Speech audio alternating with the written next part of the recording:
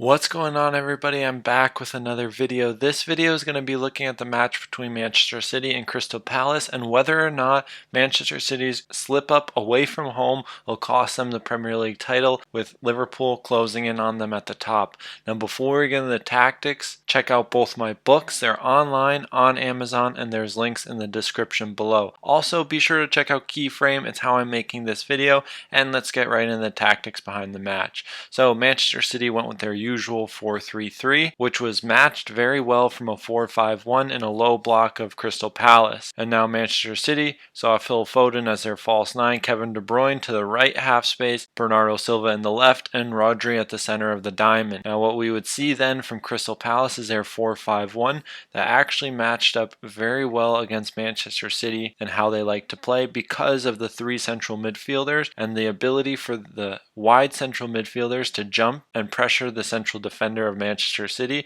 and then keeping support and adequate access to the wide areas, limiting the amount of access Manchester City can have between the lines, and still controlling the center of the field from Crystal Palace when they're shifting and when a midfielder does leave, to then pressure a jumping central defender. Now it's important to note Manchester City's 4 points clear of Liverpool. Liverpool have a game in hand. They play Arsenal midweek, which will be a very tough match for them, and if Arsenal can do Manchester City a favor and take a point away from the match, it will put City in complete control going into their match against each other. Man City and Liverpool have to play against each other, and that will be a very, very hard match for Manchester City with the amount of games they've been playing, the competitions, and then their squad is hurting with injuries. And this is a match where a player like Ruben Diaz is invaluable to the team, and his leadership and having a presence like that on the field to calm the team down so they can then execute the decisions, the right decisions, with the same quality. Manchester City, something we've not seen from them in a very long time,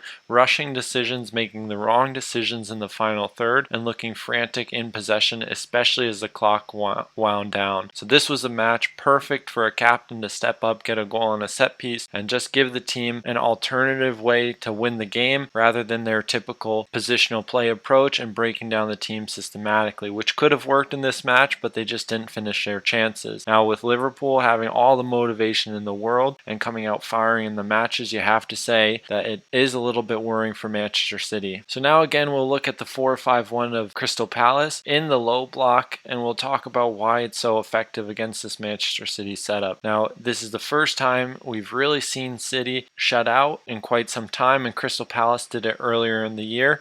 But now for Manchester City, we have their two central defenders and Rodri in the build-up. Also in transitions, Crystal Palace did have some half chances going to the other end because of their fullbacks being more free and taking more risks, especially as time went on, to try and get the 3 points. But with the three players between the lines, we would have staggering from the wide midfielders and the central midfielders, especially in central areas, to then use their cover shadows and see the use of man orientation to then control the threats in more advanced position. Also, when we would have the inverting of a winger like we see with Jack Grealish here and Cancelo going higher, it would be easy enough for the wide midfielder of Crystal Palace to simply drop deeper and then make a back five with his defenders and go with a 5-4-1, still having the access across the field and being able to have the freedom in the midfield to jump, especially to central defenders trying to draw out midfielders, then moving to a 4-4-2.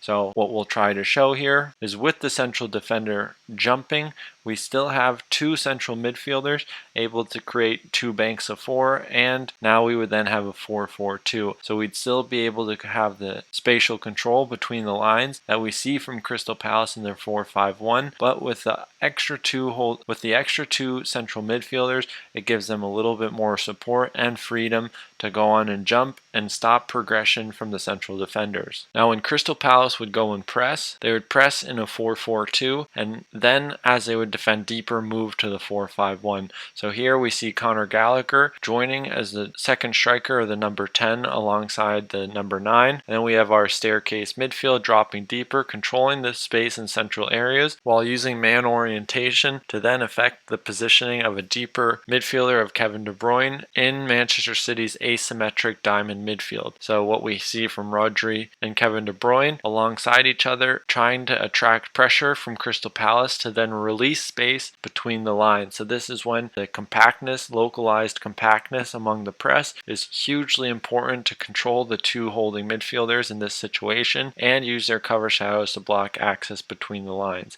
The intensity of the press was good, and the crowd definitely helped throughout the match, as well as the individual duels in the last line of defense. Now with Crystal Palace in possession, they built from the back using a 4-3-3, with their goalkeeper splitting their two central defenders. Their fullbacks typically stayed a bit deeper and a bit wider, helping them transition defensively by staying this much deeper rather than overlapping and trying to exploit space around City's block. Rather stay deeper, control transitions, and be in a place to win second balls. Same approach was with the midfielders. We saw Conor Gallagher make runs in behind off the striker, but having the second ball shape and a deeper midfield three allowed them to play more direct and get in behind the first line of City's pressure. City pressed in a 4-2-3-1 or a different variation of this with two holding midfielders. Their intense man orientation, especially when pressing, using their cover shadows to block the ball, trying to get numbers around the ball using their cover shadows to then be more dangerous in transition. This helped Crystal Palace make the decision to play long and play direct so they wouldn't take too many risks in possession and give Man City the opportunity to exploit them when they were in possession. And that's where we're going to wrap up the analysis. I hope you guys enjoyed it, and I'll see you in the next one.